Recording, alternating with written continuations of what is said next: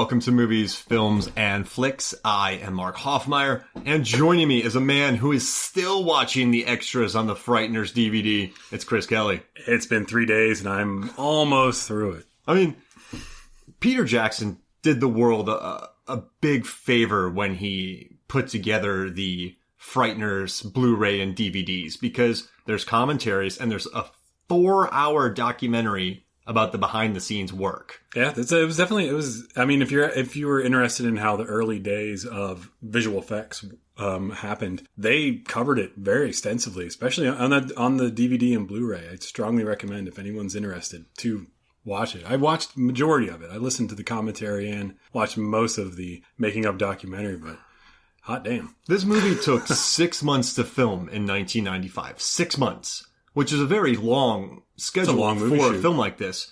And a lot of people have talked about this, but Peter Jackson, Weta, his company Weta, which have since moved on to win Oscars and become a major player in the visual effects field, they had one computer. And at the end of this movie, they had 35. So they made a lot of gains in technology in 95 in this film. And what I think is most interesting is that the behind-the-scenes documentary, they were talking about how the various people who worked on this just had not like breakdowns, but I would have just melted. Yeah, and it's kind of funny. So the guys that worked on it, Gray Horsefield, remember in the documentary, the guy Gray, he did all the Lord of the Ring movies, Hobbit, Man of Steel, King Kong, Iron Man 3, Furious 7, Pete's Dragon. He was the guy who worked on the Reaper in this movie. And he did a great job. There were a ton of different Reapers. And they called one the Gray's Breakdown Reaper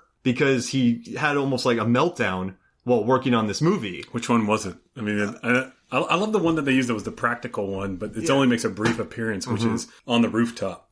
Well, Wes Takahashi came in from ILM. Robert Zemeckis brought him to help with this movie. This is a guy who worked on Willow, The Abyss, Last Crusade, Goonies, Back to the Future, Rocketeer, and The Mask. But he made a joke. That's Gray's break. They had a breakdown one.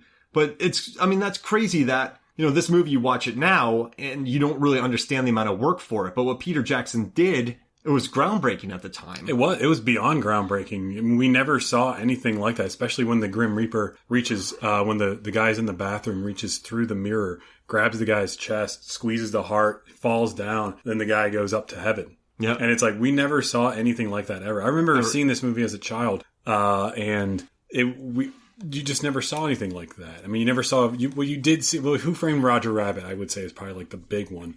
But movies like that didn't exist because they just didn't have the technology. And, thankfully, Peter Jackson went bonkers and decided to buy 35 computers.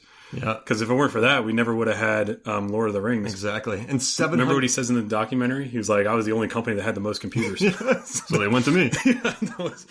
That's great. 750 special effects shots in this film, which is a lot. And I found an article where they said the extending shooting schedule owed much to the fact that scenes where ghosts and human characters interacted had to be filmed twice. Once with human characters acting on set, and then with the ghost characters acting against a blue screen.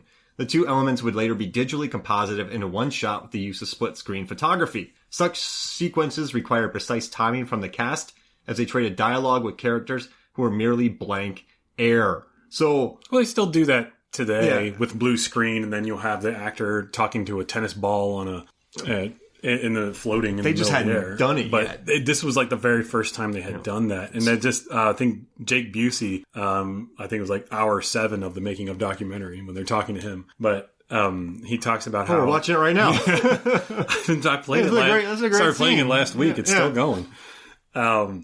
So he talks about how like they had to move with the camera as opposed to moving and then the camera kind of going with them. So he talks about how the scene is them when he's interacting with his girlfriend at the end of the movie, whenever she touches his face, and he's like, "That's bullshit." I don't like. When she's doing this, with her hand out. No one can see this on the podcast, but think about someone sitting, looking like doing it like their arm in a 90-degree, like they're in a big arm cast. Like caressing his face. Yeah, and then pretend like you're caressing someone's cheek with your wrists or fingers. Yeah, that's a good explanation. Yeah. All right, yeah, cool. And he talks about how in that scene he says that the French guy, or is it the French guy that's the cannibal, and he's like, he says he got 50 people. Oh, the Russian. Yeah, the Russian cannibal got 50 today. That's bullshit. This title needs to be held by an American. That scene, like, he really had to, like, in the document, in the making of, he's like, they're trying to do it, and he keeps looking off, like, in a different spot. He's like, oh, god damn it. Like, just like, he had to do, I think it was like 30 or 40 takes of it, because he just couldn't hit it just right. Because, I mean, you got to think about it. That's really hard to do. Because they already shot all this to begin with.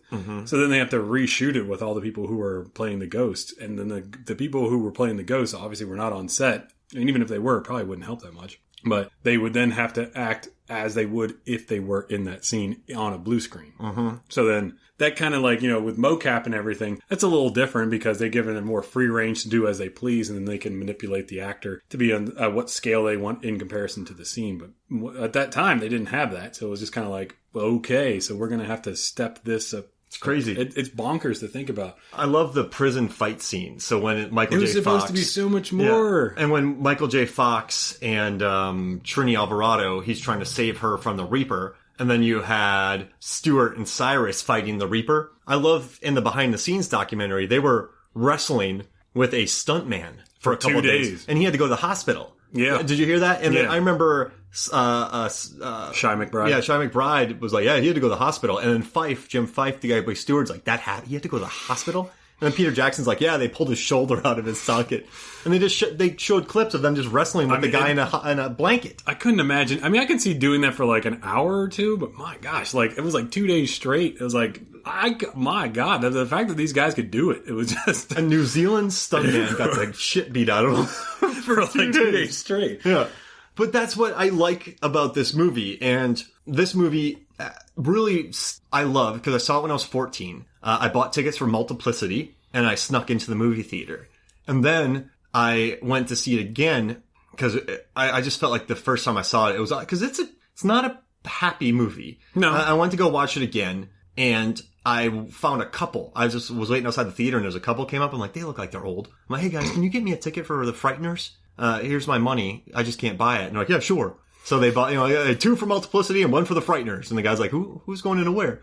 But they bought me that. And I think I love the VHS cover. I loved... It was a hologram. Yeah, it's so cool. And then I was a big fan of Michael J. Fox. I just love that guy. And I just thought the special effects in this film and the way that... All right, so this was supposed to be released in Halloween. Yeah, and then they got pushed to the summer? Yeah, July. And then they gave them an extra $6 million to finish. And everyone just lost their minds, all the special effects guys. But this is not a summer movie because you think what starts off as a movie about Michael J. Fox as a paranormal investigator with 2 ghosts that help him so he's a con man. Yeah, he's a great con man. Yeah. But then it turns into this movie about a man who... he knows who's going to be killed next, and he knows that they're going to be screwed in the afterlife because some of them do go to heaven. Yeah. But he knows that there is someone that's specifically targeting people because his wife was originally targeted back in the day. Yeah. So then he knows that now this Grim Reaper has come back to haunt him is the best way to put it. And then, I mean, well, thinking about it now, it's kind of like, well, is that even really much of a conflict? Because he can't really do anything about it. Yeah. But I mean, that's the movie. And but he knows that people are being targeted now specifically. And it's like the Grim Reaper is targeting people that have conflicts with Michael J. Fox so that he can basically be doomed for the rest of his life. Yeah. And all the while trying to get the most kills ever. Yeah. And so... That's a hell of a damn... This is like... So it's just kind of crazy. So it's about this guy who goes on this massive shooting spree, which in... At the beginning, yeah. You couldn't make this movie. You couldn't make this movie nowadays because that shooting spree is graphic, where he just pulls out the gun. Well, I guess you're first. Yeah, you're number one. And then young Dee Wallace or Patricia is walking around with a box cutter, carving in everybody's foreheads what number they were. I mean, that is brutal. And then throughout this movie, the judge gets murdered. He gets cut in half. The ghost gets killed. Yeah. And then you have poor John Astin. Stewart getting killed. I mean, you have people's hearts getting ripped out. You have just the mom of Patricia gets stabbed to death. I mean, this movie goes through a dark place. It's about I mean, well, that was Peter Jackson's thing before. Before he Dead even Alive. before he. Oh God, Meet I love the that Feebles. movie. But those bad tastes, those movies had very. He was very gross and disgusting, and he made a lot of movies that were violent and just not very pleasant to see. So when he started doing this, and then he did the Frighteners. And then that gave birth to the Lord of the Rings movies, and then that's whenever he became who we know as now. As this guy, and then he got hooked up with all the other guys. But yeah, before that, he was a very gruesome filmmaker. But Dead Alive, though, that movie was very tongue-in-cheek in a way that the Evil Dead films was. But then you watch The Frighteners, and this goes... It's dark, too. Yeah, I mean, it does have humor involved with it, but it's not a summer movie. This is a Halloween movie. Even the score by Elfman... Yeah. Danny Elfman is very... I like the score by Elfman, actually. He just agreed to do... A lot of people just agreed to do this movie because of Heavenly Creatures. Yeah. And Zemeckis backed it, Robert Heavenly Zemeckis. Creatures was a little bit beyond its time. I mean, now they're making a musical out of it. No. So, it just wasn't quite where everyone's heart was at the time. I like that Melanie Linsky, the actress from Heavenly Creatures. She plays the cop. Yeah, she's a cop, and also Lucy Linsky and Ray Linsky, the characters. There's characters with last names based on Melanie. So there's no Winslets in here, though, so that's bad. And there's no Kates. What's Peter Jackson trying to say?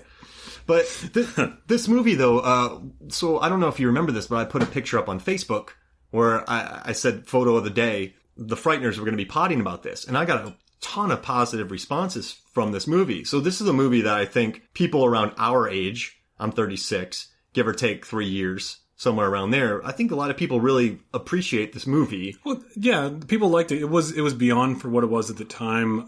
We also got to remember Michael J. Fox. He was still very much known as Marty McFly, and he was trying to break out of that role. I mean, he tried a few times during the 80s to get away from Hollywood and stuff like that. That was, Doc Hollywood. And of course, being Alex P. Keaton probably didn't help him out a lot either, because that's what everyone recognized him as. So he was trying to go for more darker roles, and of course he did this.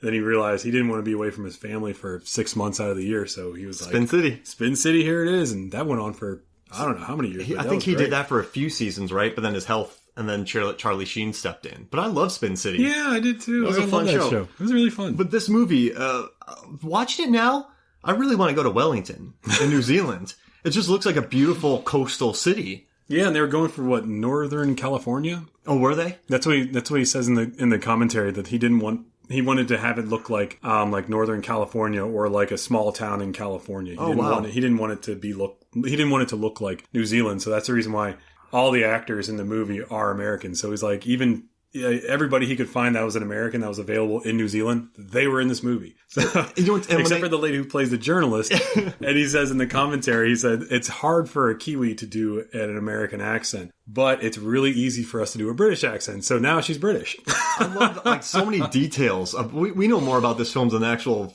film itself.